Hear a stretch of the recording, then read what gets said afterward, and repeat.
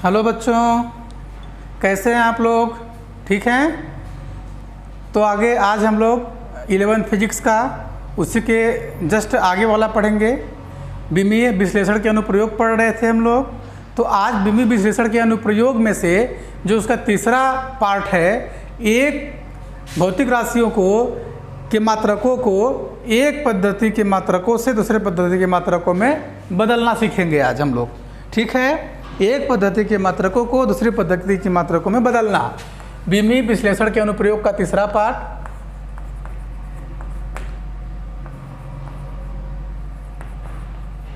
एक पद्धति के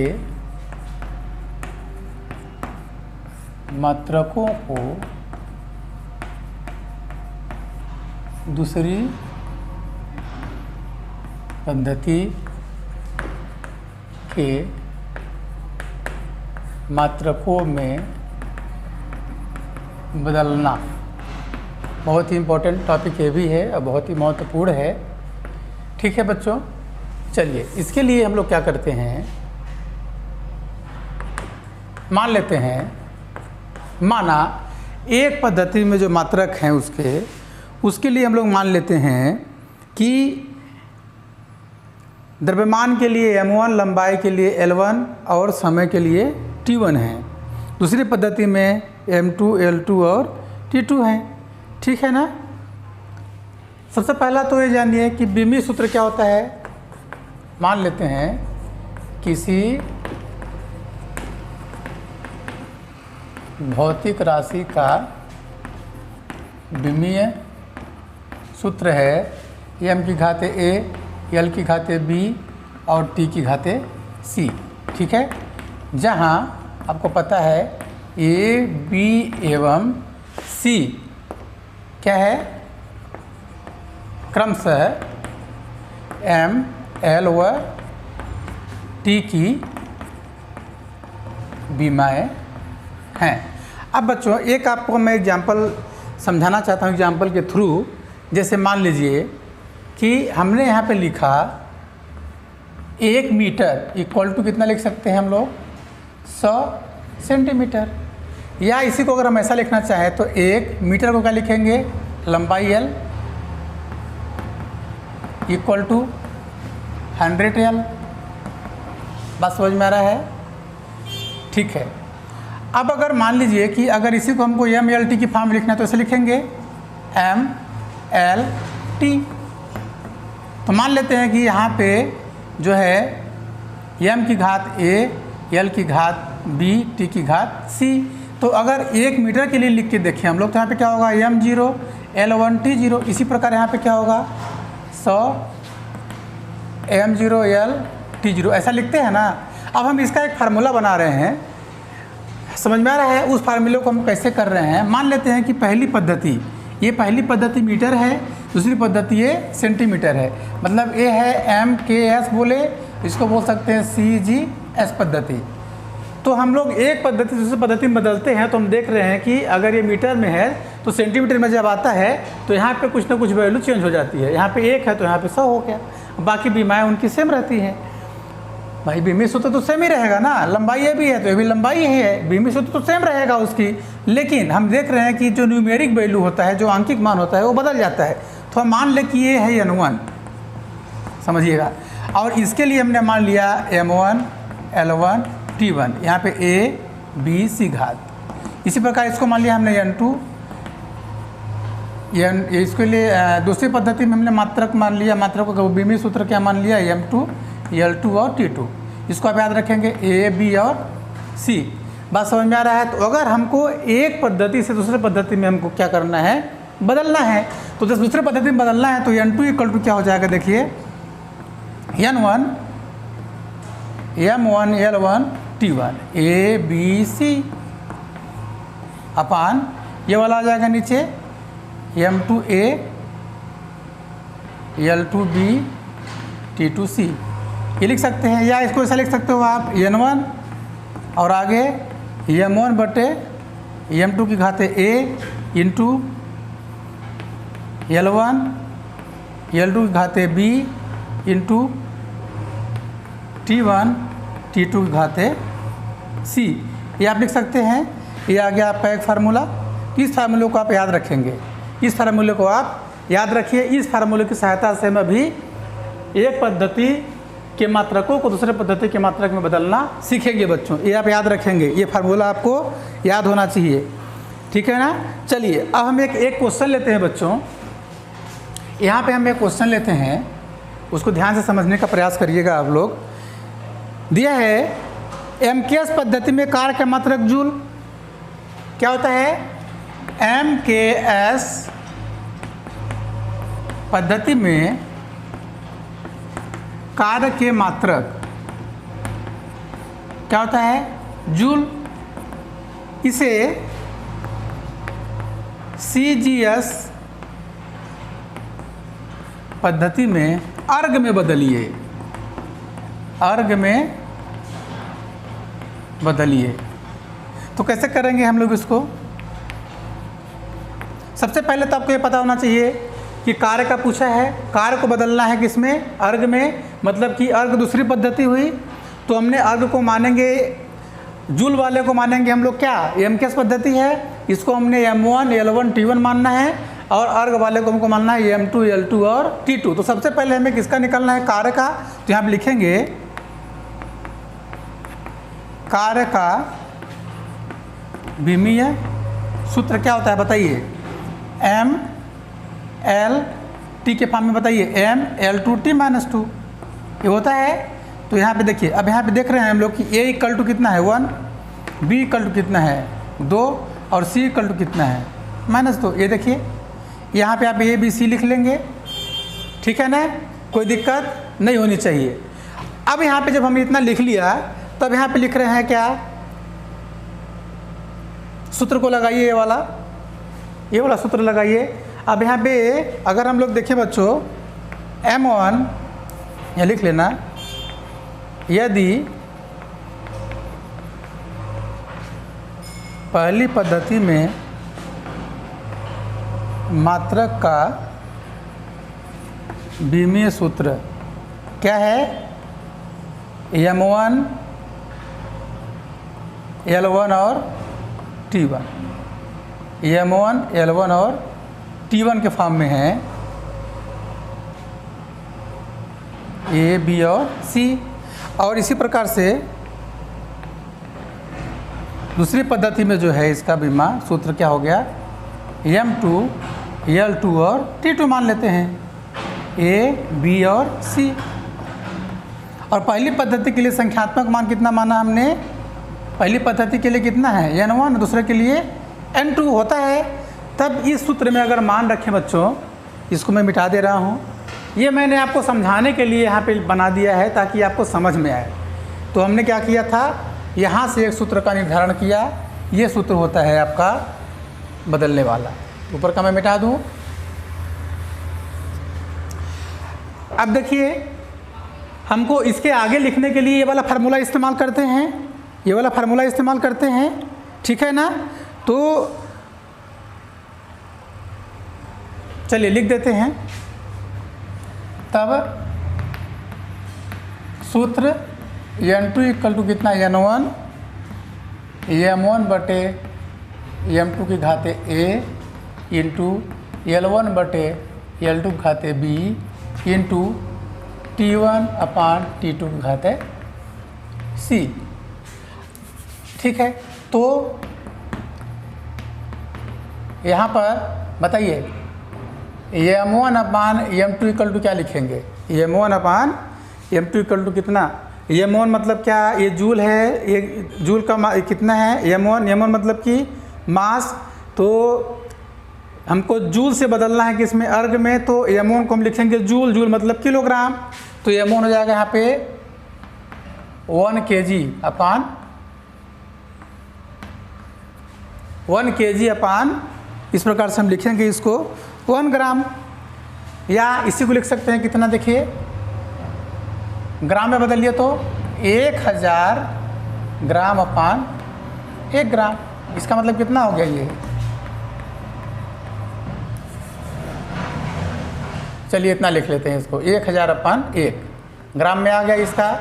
ये मान हम लिख सकते हैं यहाँ पे 1000 अपान एक आपकी वैल्यू आ गई, कोई दिक्कत? ग्राम से ग्राम कैंसिल हो जाएगा, तो क्या आ गई वैल्यू यहाँ पे 1000/1। चलिए इसी प्रकार से L1/L2 का मान निकालिए। L1 यहाँ पे कितना है बच्चों? देखिए कार्य के इसमें हम लोगों निकाल रहे हैं, तो MLT तीनों ना है इसमें, तो L1 मतलब किसको लेंगे? 1 किलोग्राम में था, ये हो जाएगा किसमें? L1 मीटर में। किस में होगा ये? 1 मीटर/1 सेंटीमीटर, क्योंकि MKS से CGS में, MKS से CGS में। देखिए ये जूल है ना, तो जूल से अर्ग में बदलना है, तो जूल वाला जो होगा उसको हम लोग MKS लेंगे, क्योंकि MKS में है ये, और इसको CGS में लेंगे। CGS मतलब कि सेंटीमीटर, ग्राम और सेकेंड, इसीलिए मैंने यहाँ पे लिया देखो ग्राम, ऊपर में M1 मतलब कि MKS। अब ये इसको क्या लिख सकते हो आगे देखो, 100 सेंटीमीटर/1 सेंटीमीटर, या इसको लिख सकते हैं आप कितना? 100/1। ये बात आ गई यहाँ पे, ठीक है।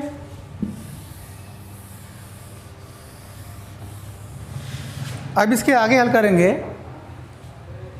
L1/L2, इसी प्रकार T1/T2 = 1 सेकेंड/1 सेकेंड, यानी 1/1। अब देखिए यहाँ पे वाली वैल्यू हम इस सूत्र में जो हमने यहाँ पे सूत्र रखा है, इसको समीकरण 1, तब समीकरण 1 से, इसको हल करिए,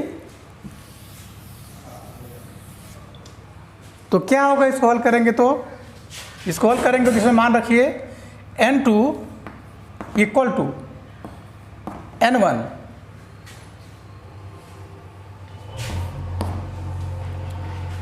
M1/M2 का मान कितना है बच्चों? 1000/1। अब देखिए ए का मान कितना है? 1, यहाँ पे रख दिया हमने 1, इंटू L1/L2 कितना आया है? 100/1 की घाते कितना है? देखिए b की घात कितना है यहाँ पे? 2, यहाँ पे लिखेंगे अपन लोग 2, इंटू T1/T2 मतलब 1/1, ये घाते -2। ये बात समझ में आ रही है आप लोगों को? अच्छे से समझ में आ रही है ना? ठीक है, ये वाली वैल्यू आप यहाँ तक लिख सकते हैं। अब इसको हल करके देखिए, N1 10 की घाते 3 और 10 की घाते 4, 2 दूना 4, तो हो जाएगा कितना? 10 की घाते 7, और 1 की घाते -2 है, तो उसका वैल्यू वही हो जाएगा। ये आपका मान आ गया। मतलब अगर इसको हम जूल लिखें और इसको अर्ग लिखें, जूल तो 1 जूल बराबर कितना? 10 की घाते 7 अर्ग, 10 की घाते 7 अर्ग। तो ये पद्धति आपकी बदल गई, ठीक है। चलिए ठीक है बच्चों, ये आपको समझ में आ गया होगा, है ना? तो यहाँ पे लिख सकते हो आप लोग, इन दोनों का N1 N2 का मान लिख करके देखें तो 1 जूल = 10 की घाते 7 और अर्ग, मतलब 1 जूल का मान कितना होता है? 10 की घाते 7 अर्ग होता है। बात समझ में आ गया? इस प्रकार से हम लोगों ने देखा कि एक पद्धति के मात्रकों को दूसरे पद्धति के मात्रकों में किस प्रकार से हम बदलते हैं। देखिए ये MKS था, CGS में कन्वर्ट हो गया, तो किसके द्वारा? बीमी सूत्र के द्वारा। तो ये फार्मूला आप याद रखेंगे, और जिस चीज़ को बदलना है, जैसे ये क्या है आपका कार्य को बदलना है ना, तो पहले कार्य को जिसमें दिया है कार्य, जैसे MKS में दिया है, तो पहले उसका मात्रक हम यहाँ पे निकाल लेंगे और वहाँ से A B C का मान निकाल के रख लेंगे, ये आ जाएगा। और पुनः हम लोग दोनों पद्धतियों M1 M2 L1 L2 T1 T2 का मान निकालते हुए समीकरण पे मान रखेंगे, तो आपकी वैल्यू यहाँ पे आ जाएगी। चलिए ठीक है, अब अगला जो है इसका चौथा टॉपिक जो है वो है कि किसी भी भौतिक राशि की हम लोग मात्रक ज्ञात कर सकते हैं डायरेक्ट। कैसे? देखिए भौतिक राशि का मात्रक ज्ञात करना, चौथा इसका जो है अनुप्रयोग वो है भौतिक राशि का मात्रक ज्ञात करना। भौतिक राशि का मात्रक ज्ञात करना, किसी भी भौतिक राशि का आप मात्रक यहाँ पे आराम से निकाल सकते हैं, बिल्कुल आसानी से। ठीक है बच्चों, चलिए ठीक है, इसको जानने से पहले हम लोग इसी में से अगर इसी को बोलें कार्य का, इसका एक वैकल्पिक विधि भी है निकालने का। ये तो भी विधि हो गया, थोड़ा लंबा पड़ जाता है ये। अगर इसको हम लोग वैकल्पिक विधि से निकालना सीख जाएं तो हमारा जो काम है वो और आसान हो जाएगा। जैसे कि अगर इसी को हम लोग पद्धति में जो बदलने वाला सिस्टम है, इस पद्धति को हम लोग अगर वैकल्पिक विधि से ज्ञात करना चाहें तो एक वैकल्पिक विधि होता है, जैसे मान लीजिए यहाँ पे वैकल्पिक विधि बता रहा हूँ आपको।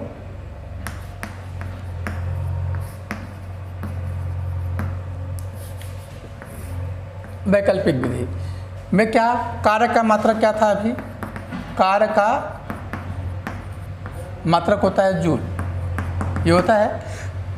अब यहाँ पे अगर लिखते हैं कारक के मात्रक का बीमीय सूत्र हमें पता है, क्या है बीमीय सूत्र हमें पता है ml/t-2। अब इसके द्वारा हम लोग इसका सूत्र की स्थापना कैसे करेंगे, देखिए इसी को आप लिख सकते हो, ये मतलब किलोग्राम, तो आप लिख दो केजी, ये क्या है मीटर का स्क्वायर, ये क्या है सेकेंड की घाते -2, सेकेंड की घाते -2, यही ना होगा। अब आगे देखिए किलोग्राम को बदलना है हमको ग्राम में, क्योंकि ये MKS में है, MKS में है, मीटर किलोग्राम सेकेंड में है, हमको बदलना है सेंटीमीटर ग्राम सेकेंड में। तो हमको ये पता होना चाहिए यहाँ पे कि ये जो केजी है, 1 केजी बराबर कितना होता है 1000 ग्राम, इसको लिख दिया हमने। 1 मीटर बराबर 100 सेंटीमीटर, तो इसको लिख दो 100 सेंटीमीटर, चूँकि इसका स्क्वायर है तो इसका स्क्वायर कर दो, और सेकेंड है तो सेकेंड को अपन लोग सेकेंड ही लिखते हैं। अब देखिए यहाँ पे 10⁻³ gram into 10⁻4 centimetre square into second की घाते -2, 10⁻³ 10⁻4 कितना हो गया 10⁻7 into 10⁻7 gram centimetre square second की घाते -2, और इसी को बोलते हैं अर्ग, तो हो जाएगा 10⁻7 अर्ग। ये वैकल्पिक विधि है बच्चों, हम वैकल्पिक विधि से चेंज कर रहे हैं पद्धति को, एक पद्धति से दूसरे पद्धति में। ये बस आपको समझ में आ गई होगी, तो आप चाहें तो इस विधि से भी इस्तेमाल कर सकते हैं। ठीक है, अब हम लोग आएंगे जो चौथा टॉपिक है इसका, कि भौतिक राशियों के मात्रकों को हम लोग ज्ञात कर सकते हैं।